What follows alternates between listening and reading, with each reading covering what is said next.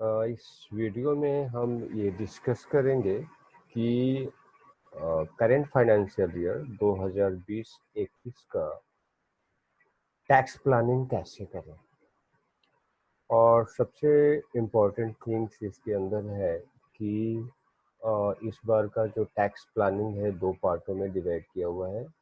एक तो हम न्यू स्लैब जो न्यू स्कीम के अंदर है उसके अंदर हम टैक्स प्लानिंग में क्या बेनिफिट ले सकते हैं, और दूसरा ये है कि जो ओल्ड टैक्स रेट में अगर हम कंटिन्यू करते हैं तो हमें क्या बेनिफिट मिलेगा।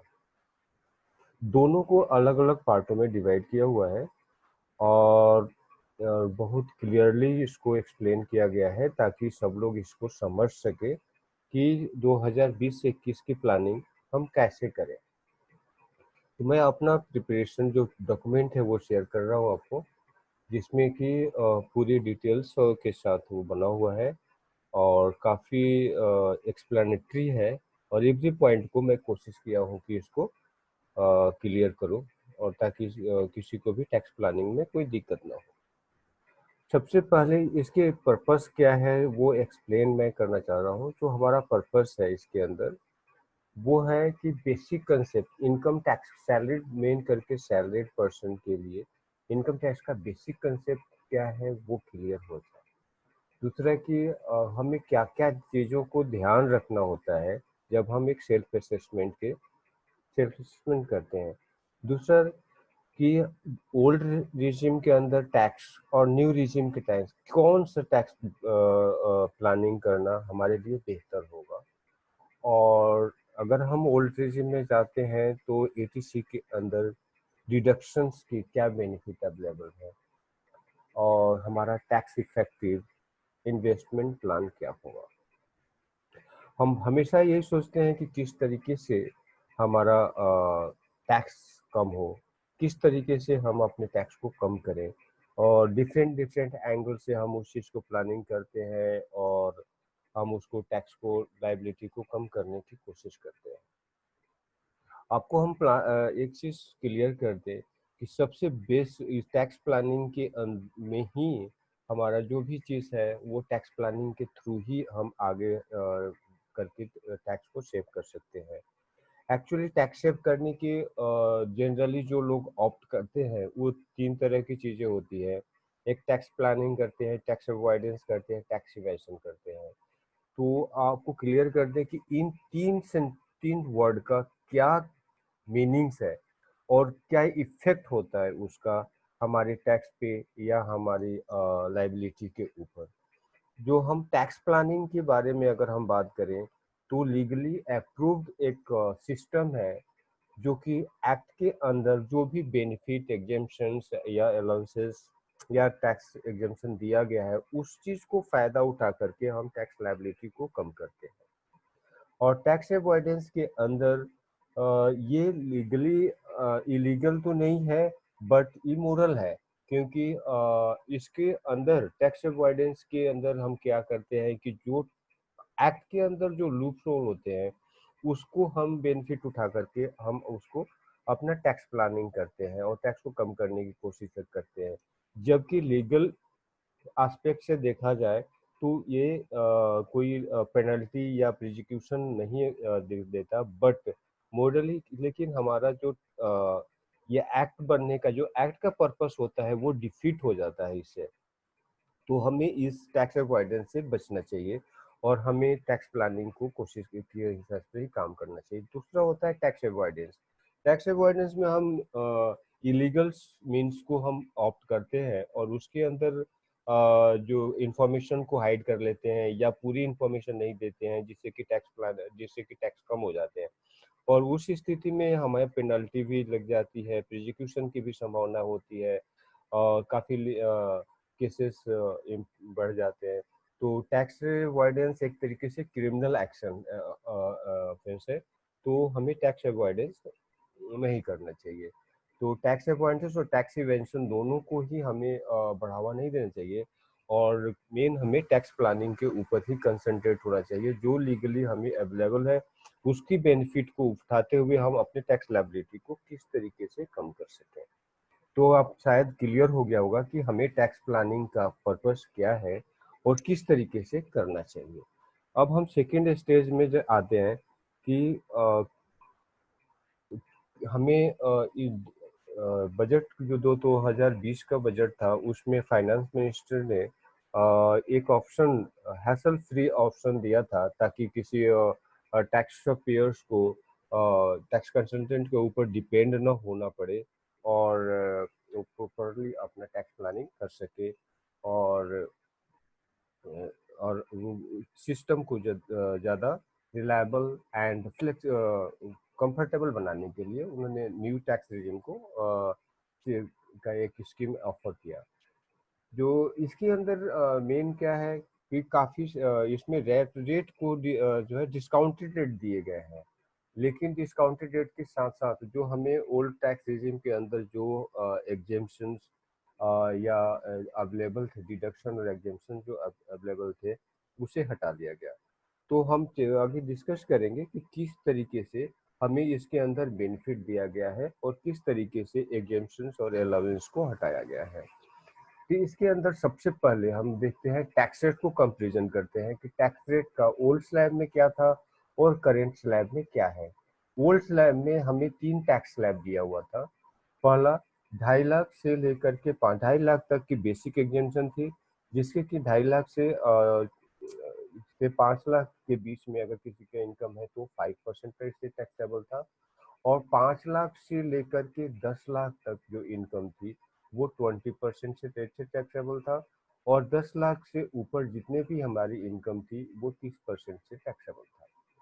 और दूसरा इसके अंदर जो पहले ओल्ड रेजिम में हमें 87A के अंदर जो इनकम थी वो 12,500 तक की टैक्स रिबेट दिया गया था, जिसकी इनकम 5 लाख से कम हो उसके लिए। इस टैक्स में और नए टैक्स रेट में क्या है, नए टैक्स न्यू टैक्स रेट के अंदर 2.5 लाख तक एग्जेम्पशन प्रोवाइड किया गया है और 2.5 लाख से 5 लाख तक 5%, 5 लाख से 7.5 लाख तक 10%, 7.5 से 10 लाख तक 15%, 10 लाख से 12.5 लाख तक 20%, 12.5 से 15 लाख तक 25% एंड 15 लाख से ऊपर 30% का लग दिया गया। यानी आप देखेंगे कि 10 लाख से लेकर के अगर हम 5 लाख से 10 लाख के बीच के स्लैब को देखें तो पहले 20% फ्लैट रेट से टैक्सेबल था। अब इसके अंदर वेरिएंस है 10%, 15% एंड 20%। तो 10%, 15% का जो वेरिएंस है जो है उससे आपको टैक्स बेनिफिट मिलता है और कुछ टैक्स सेविंग आपको होता है। सेकेंड हम आते हैं कि टैक्स स्लैब और ओल्ड स्लैब में क्या क्या सिमिलरिटीज थी जो अभी टैक्स के अंदर है। एनुअल इनकम 2.5 लाख तक इंडिविजुअल एचयूएफ को जो कि 60 ईयर से बिलो है उनको अवेलेबल है, वो न्यू टैक्स रेट में भी था और पुराने में भी थे। सीनियर सिटीजन को 3 लाख तक की टैक्स एग्जेम्पशन, बेसिक एग्जेम्पशन दिया हुआ था, वो नए में भी है और पुराने में भी है। और annual income up to 5 lakh अगर किसी का है तो उसके अंदर जो बेनिफिट दिया हुआ था सीनियर सिटीजन को 3 लाख से 5 लाख तक का 5%, और 87 एन के इंडिविजुअल को टोटल इनकम आफ्टर डिडक्शन अगर 5 लाख या इससे कम है तो उसको टैक्स रिबेट 12,500 रुपये तक की अवेलेबल किया हुआ था, जो दोनों में ही अवेलेबल है। सरचार्ज की बात करें इसके अंदर तो सरचार्ज में काफ़ी चेंजेस हुए हैं 2020-21 के अंदर। सरचार्ज का इनकम 10, अगर 50 लाख से आपकी इनकम एक्सीड करता है तो 10% सरचार्ज अप्लीकेबल होता है। 50 लाख से 1 लाख के बीच में 10% है। 1 करोड़ तक, 50 लाख से 1 करोड़ के बीच में 10% है। 1 करोड़ से ऊपर जाता है, 1 करोड़ से लेकर के 2 करोड़ तक अगर इनकम आपकी है तो 15%, 2 करोड़ से लेकर के 5 करोड़ तक की अगर इनकम है तो 25%, और 5 करोड़ से ऊपर अगर आपको जाता है तो 37% सरचार्ज अप्लीकेबल है। इसके अलावे आपको जो शेष है वो 4% हो गया, पहले 3% से 4% कर दिया गया, और रिबेट आपको 87A के अंदर जो है वो अब ऑलरेडी अवेलेबल है आपको। सेकंड, क्या exemption and allowance has been, क्या क्या एग्जेम्पशंस जो थे, जो मैं अगर हम टैक्स के न्यू रिजिम में जाते हैं तो हमें क्या क्या एग्जेम्पशंस को रिमूव किया गया। एग्जेम्पशंस को और अलाउंस को समझने के लिए सबसे पहले क्लियर करना है कि एग्जेम्पशन क्या होता है, अलाउंसेस क्या होते हैं। एग्जेम्पशंस का मतलब ये है कि अगर हम कोई इनकम्स, जो सर्टेन इनकम होती है जो कि टैक्सेबल नहीं होती, टैक्स फ्री होती है, जस्ट लाइक एग्रीकल्चर इनकम, तो वो उसके अंदर वो एग्जेम्प्टेड इनकम में आता है, वो एग्जेम्पशन है। डिडक्शन के अंदर अगर कुछ सर्टेन इन्वेस्टमेंट होता है, एक्सपेंडिचर होते हैं, जो जिससे कि हमारी इनकम कम हो जाती है और उसके ऊपर हमें टैक्स नहीं पे करना पड़ता, यानी ग्रॉस टैक्सेबल इनकम हमारी उतने इन्वेस्टमेंट या एक्सपेंडिचर से कम हो जाता है। सच लाइक कि अगर हेल्थ इंश्योरेंस प्रीमियम है, वो अगर 25,000 आप पे करते हैं तो आपकी इनकम 25,000 से कम हो जाती है। ओल्ड रिजिम से नए रिजिम में और आते समय 120 एग्जेम्पशन थे, जिसमें कि मोस्ट ऑफ जितने भी थे वो काफ़ी कॉम्प्लिकेटेड और काफ़ी बेनिफिशियल नहीं थे। उसमें से अराउंड 70 एग्जेम्पशंस को फाइनेंस मिनिस्टर ने रिमूव कर दिया था। क्वेश्चन से ये है कि हमें कौन कौन सी एग्जेम्पशन जो पिछले ओल्ड रिजिम में अवेलेबल है, न्यू रिजिम में नहीं अवेलेबल है। तो इसके लिए शॉर्ट में जो है वो मैं आपको क्लियर कर दूं। सबसे पहला जो है स्टैंडर्ड डिडक्शन। स्टैंडर्ड डिडक्शन जो 50,000 तक स्टैंडर्ड डिडक्शन जो अवेलेबल था हमें, वो अब अवेलेबल नहीं होगा न्यू रिजिम के अंदर। हाउस रेंट अलाउंस जो था वो ओल्ड रिजिम में अवेलेबल है, न्यू रिजिम में अवेलेबल नहीं है। इंटरेस्ट ऑन हाउसिंग लोन, जो अगर हम 3.5 लाख तक एफोर्डेबल हाउसिंग लोन में और नॉर्मल हाउस के लिए 2 लाख रुपए तक की जो आपकी डिडक्शन अवेलेबल था, वो अब अवेलेबल नहीं है। एटीसी के अंदर जो डिडक्शन अवेलेबल 1.5 लाख रुपए तक का था, वो अवेलेबल नहीं है। लीव ट्रेवल अलाउंस जो 4 ईयर में 2 ब्लॉक ऑफ ईयर के अंदर जो मिलता था, वो भी नहीं अवेलेबल है। एनपीएस के अंदर जो कंट्रीब्यूशन था 50,000 तक, वो अवेलेबल नहीं है। मेडिकल इंश्योरेंस प्रीमियम 25,000 तक है, और सीनियर सिटीजन के केस में और पेरेंट्स के केस में 50,000 तक की जो डिडक्शन था वो अवेलेबल नहीं है।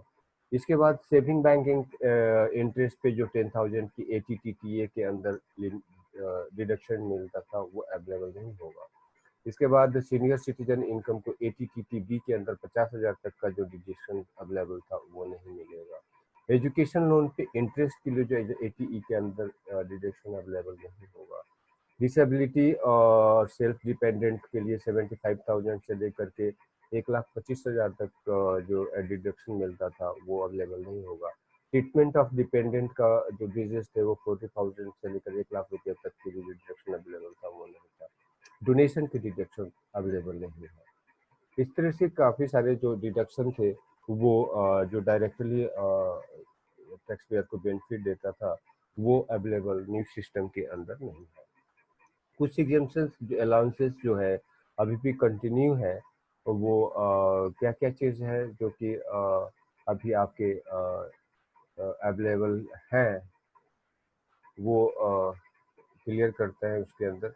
इसके अंदर जो अवेलेबल है इम्पोर्टेंट एग्जाम्पन जो अभी है, income from insurance, from life insurance. Life insurance की मैच्योरिटी पे जो इनकम होती थी, वो पहले भी एग्जेम्प्टेड था, अभी भी एग्जेम्प्टेड होगा, चाहे वो न्यू स्कीम में रहे चाहे ओल्ड स्कीम में। एग्रीकल्चर इनकम जो पहले भी एग्जेम्प्टेड था, अभी भी एग्जेम्प्टेड होगा। स्टैंडर्ड डिडक्शन ऑन रेंट, अगर इनकम फ्रॉम हाउस प्रॉपर्टी की इनकम है, तो रेंट के अंदर जो डिडक्शन स्टैंडर्ड डिडक्शन 30% अवेलेबल था, वो अभी भी है, पहले भी है। रिटेचमेंट कंपनसेशन अभी भी अवेलेबल है। लिव इनकैशमेंट ऑन रिटायरमेंट, ये भी अवेलेबल है। BRS process up to 5 lakh तक अभी भी available. Death cum retirement benefit अभी भी अवेलेबल है, और पहले ओल्ड में भी अवेलेबल था। Money received as a scholarship for education is also available, is exempted income. New tax income में किस तरीके से हम इंटर कर सकते हैं, कब हम ऑप्ट कर सकते हैं, इसके ऊपर एक बहुत इंपॉर्टेंट पॉइंट है कि कैसे हम न्यू टैक्स पेपर में ऑप्ट कर सकते हैं और किस तरीके से हम ये कर सकते हैं। इसके अलावा और भी जो इनकम थी पहले, जो जो एग्जेम्प्टेड थी, वो अभी भी जो न्यू टैक्स रेजिम में भी एग्जेम्प्टेड होता है। वो जस्ट लाइक जैसे ग्रेच्युटी, अगर एम्प्लॉयर से कोई ग्रेच्युटी मिलता है तो 20 लाख रुपए तक की एग्जेम्पशन अवेलेबल है। एम्प्लॉयर कंट्रीब्यूशन एनपीएस और ईपीएफ के अंदर एम्प्लॉयर का कंट्रीब्यूशन जो है एग्जेम्प्टेड होता था, पहले भी एग्जेम्प्टेड था, अब भी है। बट इस बार से जो एग्जेम्पशन की लिमिट लगा दी गई है, अगर एम्प्लॉयर का contribution during the year 7.5 lakh से ज़्यादा है तो 7.5 से ज़्यादा जितने भी कंट्रीब्यूशन होगा वो टैक्सेबल हो जाएगा, एम्प्लॉय के हेड में टैक्सेबल होगा। इसके अलावा post office saving bank account से इंटरेस्ट, पीपीएफ और पीएफ का से इंटरेस्ट जो रिसीव होता है वो एग्जेम्प्टेड करते देश के अंदर कंटिन्यू है। किस तरीके से हम ऑप्ट कर सकते हैं, इस पॉइंट पे भी डिस्कस करना बहुत जरूरी है, क्योंकि किस तरीके से हम ऑप्ट कर सकते हैं और कब हम इस सिस्टम से न्यू स्कीम से अगर हमें बेनिफिट बाहर हो सकते हैं, दोनों ही पॉइंट बहुत इंपॉर्टेंट है। ओके, कंसेशनल रेट, ये हम अगर कोई इंडिविजुअल है एचयूएफ जिसके इनकम के अंदर अगर बिजनेस इनकम नहीं है, उसमें salary income, income from house property, income from other source के अलावा कैपिटल गेन सब इनकम है और income from business and profession से कोई इनकम नहीं है, तो वो at the time of filing a income tax return वो इस सिस्टम को ऑप्ट कर सकता है। और जिस उस समय ये ईयर टू ईयर उसकी चेंज होने की चेंज भी कर सकता है। अगर इस साल में अगर न्यू टैक्स स्लैब के अंदर है लेकिन अगले साल उसको इन्वेस्टमेंट ज़्यादा हो जाती है तो वो ओल्ड टैक्स स्लैब में जा सकता है। लेकिन अगर वही किसी इन बिजनेस, किसी व्यक्ति के बिजनेस में इनकम में बिजनेस इनकम इंक्लूड है तो वो इस सिस्टम को सिर्फ एक बार ऑप्ट कर सकता है। और जो भी इस सिस्टम को ऑप्ट करता है वो next financial year, subsequent financial year के लिए भी अप्लीकेबल होता है, जब बशर्ते कि उसकी इनकम की स्लैब, इनकम के जो कैटेगरीज है वो चेंज नहीं होता। यानी वो अगर जब तक कि बिजनेस इनकम उसके इनकम में कंटिन्यू होगा, वो अपनी सिस्टम को न्यू सिस्टम ऑफ करता है तो न्यू में कंटिन्यू होगा और ओल्ड ऑफ करता है तो ओल्ड में कंटिन्यू रहेगा।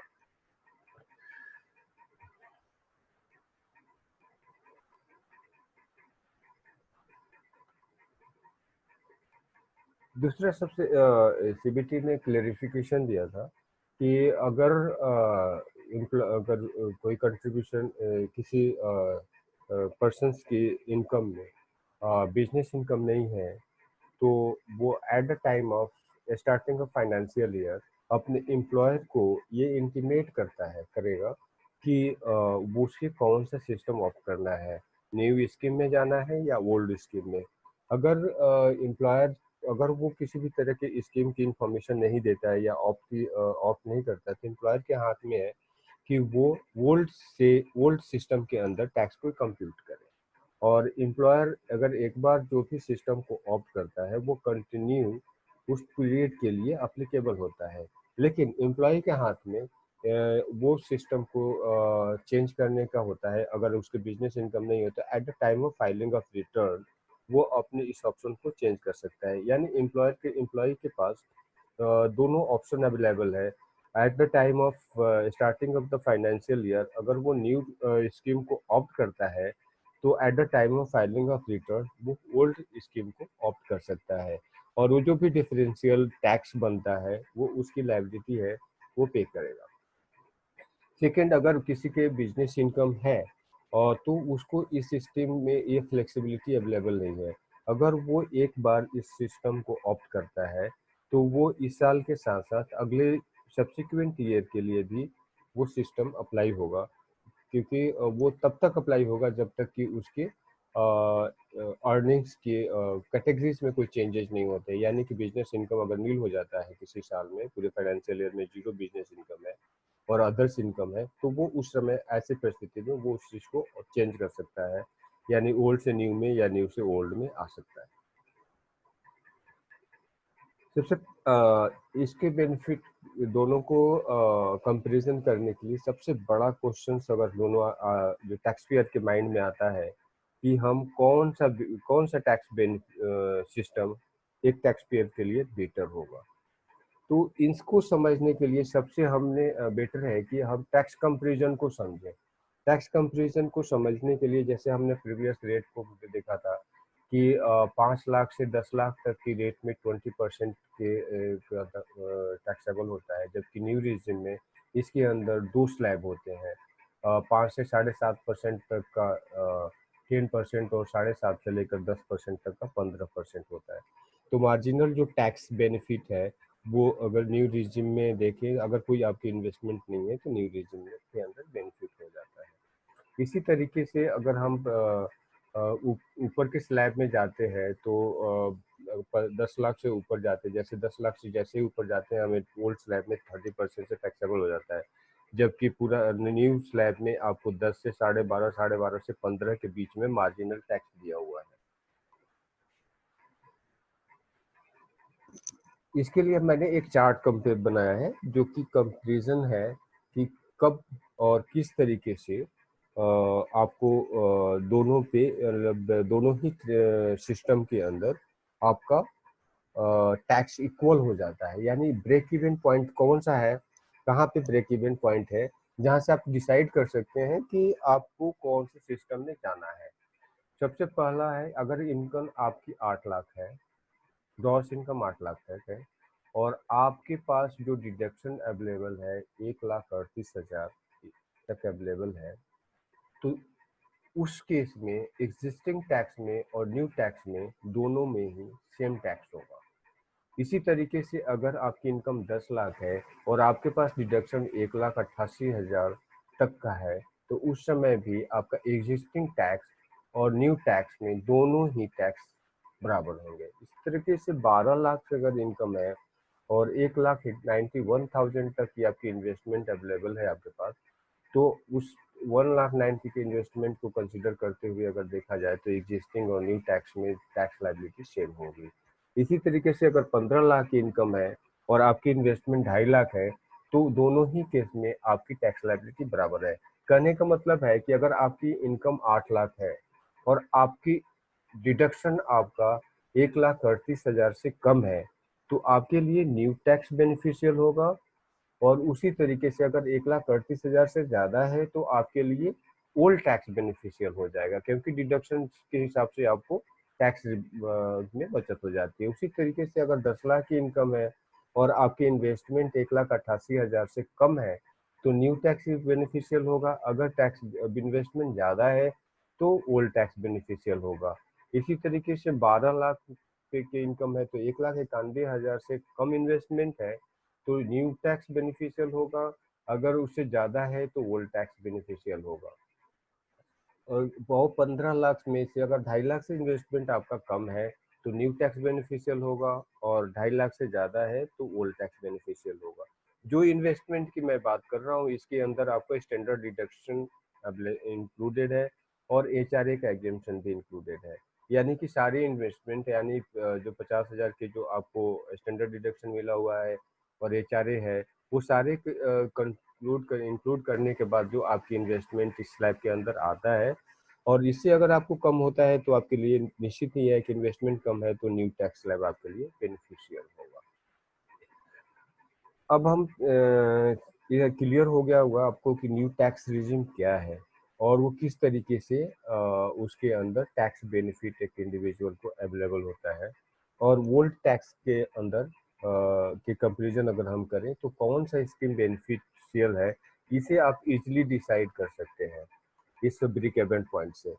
तो शायद होप करता हूँ कि आपको बहुत ही ये बेनिफिशियल लग रहा साबित हो आपके लिए। अब हम आते हैं ओल्ड टैक्स रिजिम के अंदर। जब हम ओल्ड टैक्स रिजिम के अंदर आते हैं तो सबसे पहले हमें उसके अंदर जो एवरीथिंग इज सेम, जो पिछले से जैसे भी चल रहा था, कोई रेट में कोई चेंजेस नहीं हुए हैं इसके अंदर। सर चार्ज में और चेंजेस हुए थे जो पहले हमने डिस्कस कर लिया था। इसके अलावा जो थोड़े जो चेंजेस हुए थे वो आपकी है जो टैक्स लाइबिलिटीज 12,500 वो ऑलरेडी डिस्कस है, वो पिछले साल से ही अप्लीकेबल है। स्टैंडर्ड डिडक्शन जो 40,000 से 50,000 है वो आपके लिए अवेलेबल है। इसके बाद मेन क्या है, जो आप दो हाउस अगर परचेज करते हैं, अगर आपका सेल्फ ऑक्युपाइड दो दो प्रॉपर्टी है तो आपको सेकेंड हाउस की जो नोशनल रेंट है वो इस साल नेशनल में टैक्स का अप्लीकेबिलिटी नहीं आएगी। दूसरा कि जो टीडीएस, अगर बैंक में टीडीएस बैंक डिपॉजिट है आपके पास, तो टीडीएस डिडक्शन की लिमिट 10,000 से 40,000 तक बढ़ा दिया गया है। न्यू टैक्स रिजीम के अंदर अगर हम आते हैं तो देख उसमें क्या टैक्स रेट है और किस तरीके से ओल्ड टैक्स में क्या टैक्स है, उसको रिवाइज हम कर लेते हैं। इसके अंदर आपका जो टैक्स है वो पुराने 2000 फाइनेंशियल 18-19 में सेम था, 19-20 में भी सेम, फाइनेंशियल 18-19 और 20-21, 19-20 और 20-21 में सेम ही है। अभी तक कोई उसके अंदर चेंजेस नहीं हुए हैं। यानी 2.5 लाख तक आपका जो टैक्स लायबिलिटी है जीरो होगा। 2.5 लाख से 5 लाख तक 5% है। 5 लाख से लेकर के 10 लाख तक 20% है। और 10 लाख से ऊपर जो है वो 30% से होगा। अगर लेकिन उस समय उसका कंडीशन है कि आपकी एज 60 ईयर्स से नीचे का हो। अगर 60 से 80 साल के बीच में अगर जाते हैं तो आपकी जो टैक्स लायबिलिटी जो मिनिमम बेसिक एग्जेम्पशन है 3 लाख रुपए तक है। 3 लाख से 5 लाख तक 5% है। 5 से 10 20% है। और 10 लाख से ऊपर 30% है। अगर सुपर सीनियर सिटीजन है, अगर 5 से ज़्यादा है, तो आपको 5 लाख तक की जो टैक्स लायबिलिटी है जीरो है। और 5 लाख से 10 लाख तक 20% और 10 लाख से लेकर के 30% है। हम अगर टैक्स प्लानिंग के लिए अगर इन्वेस्टमेंट की बात करें तो इन्वेस्टमेंट को 6 कैटेगरीज में बांटा गया है। वो क्या है? Exemption, exempted, exempted. Exempted in the sense कि अगर कोई हम इन्वेस्टमेंट करते हैं वो 3 लेवल पे एग्जेम्प्टेड होता है। एक तो at the time of investment, at the time of earning and at the time of withdrawal. तो ये इन्वेस्टमेंट का जो ऑप्शन है वो काफ़ी बेटर होता है। दूसरा होता है एग्जेम्प्टेड, एग्जेम्प्टेड एंड टैक्सेबल।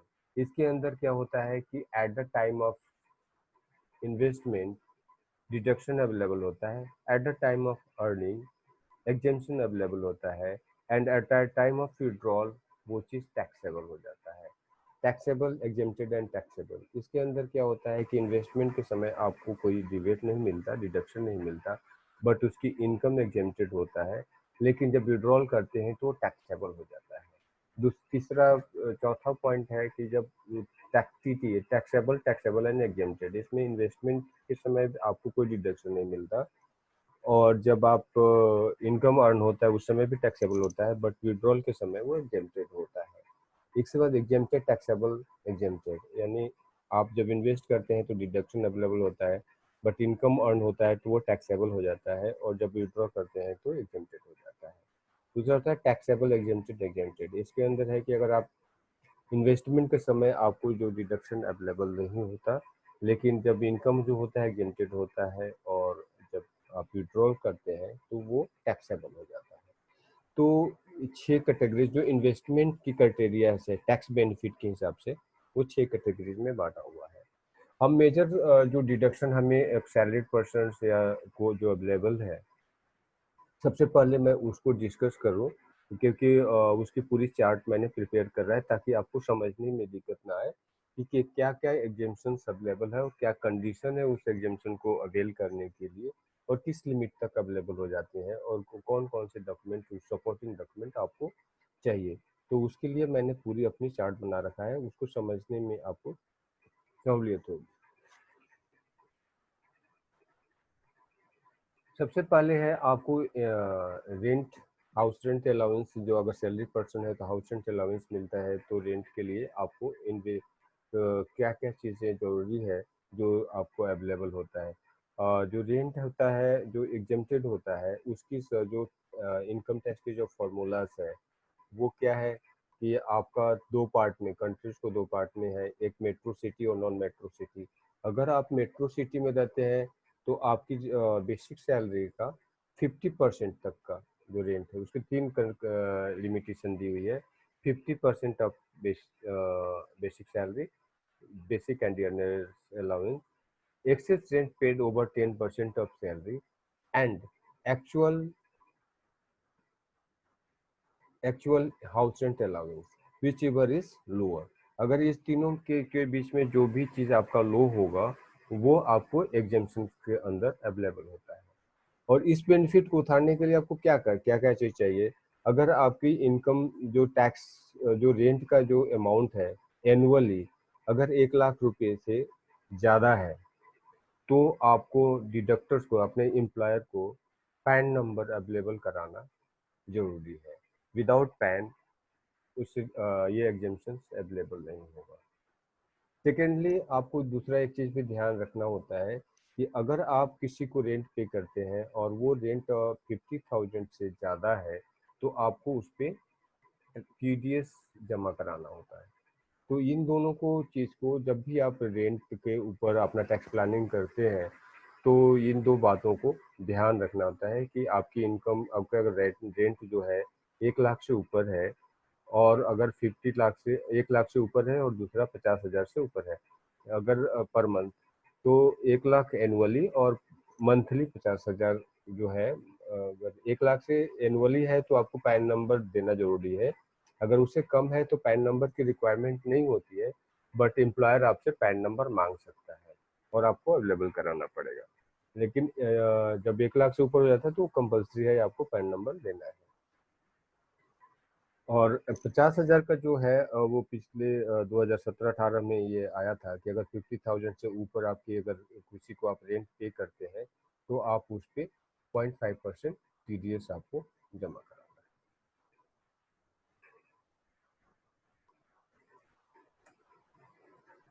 इसके बाद आते हैं आपका जो है एटीसी के अंदर डिडक्शन। एटीसी के अंदर डिडक्शन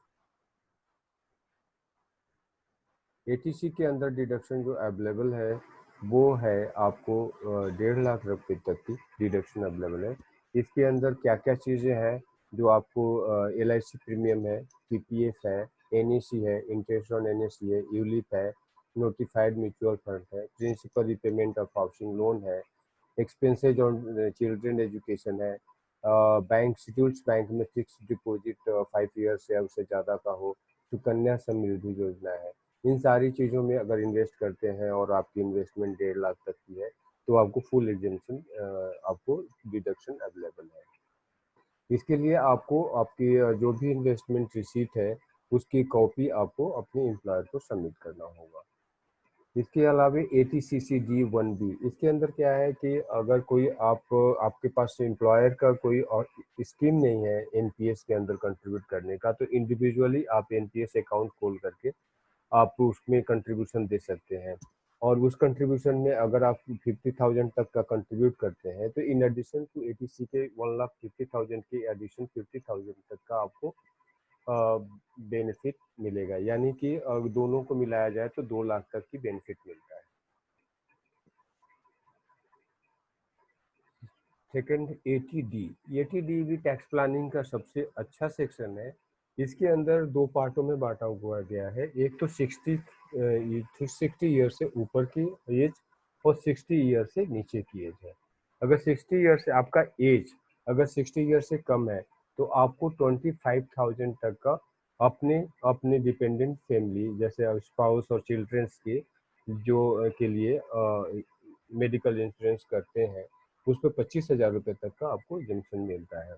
इसके अगर आप उसके अंदर पेरेंट्स को इंक्लूड करते हैं और पेरेंट का एज जो है और 50,000 60 ईयर से ज़्यादा है तो एडिशनली आपको 50,000 का रिबेट मिलता है। तो इस तरीके से अगर मान लीजिए आप अपने स्पाउस और पेरेंट दोनों को करते हैं तो आपको 75,000 तक का एग्जेम्पशन अवेलेबल है। अगर उसी केस में दूसरे केस में देखा जाए कि अगर आप भी सीनियर सिटीजन है और आपके पेरेंट्स भी सीनियर सिटीजन है और आप दोनों के मेडिकल इंश्योरेंस कराते हैं तो आपको 1 लाख रुपए तक की एग्जेम्पशन अवेलेबल है।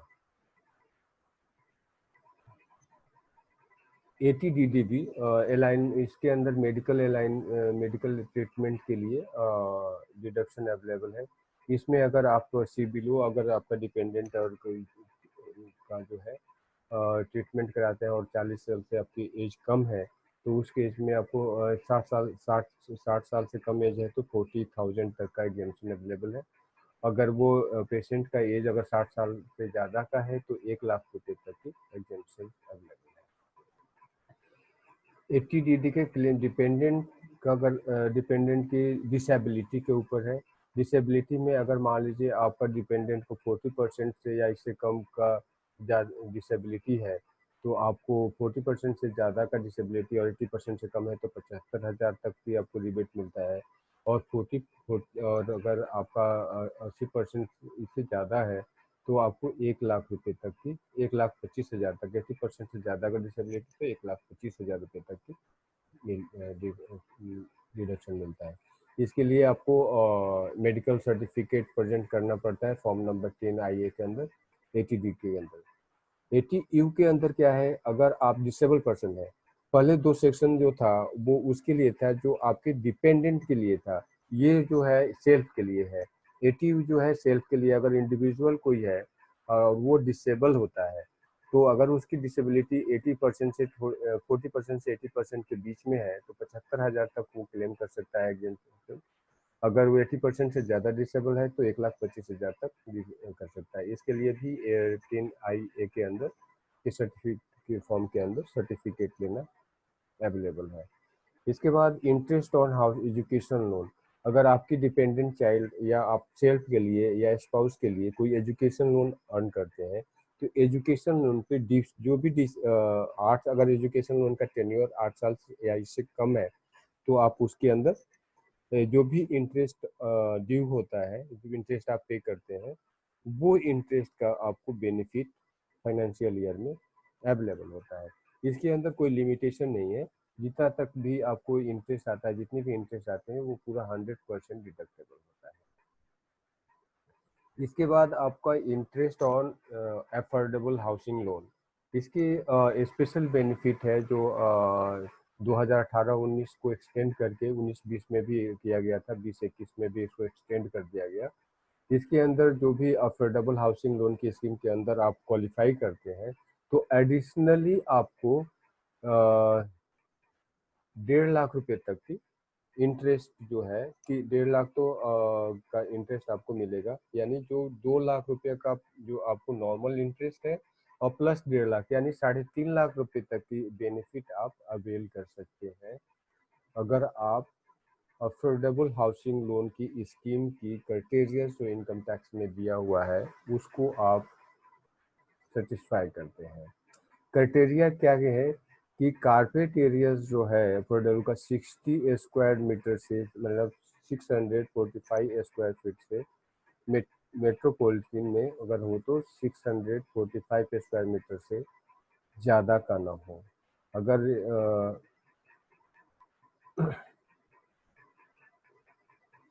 और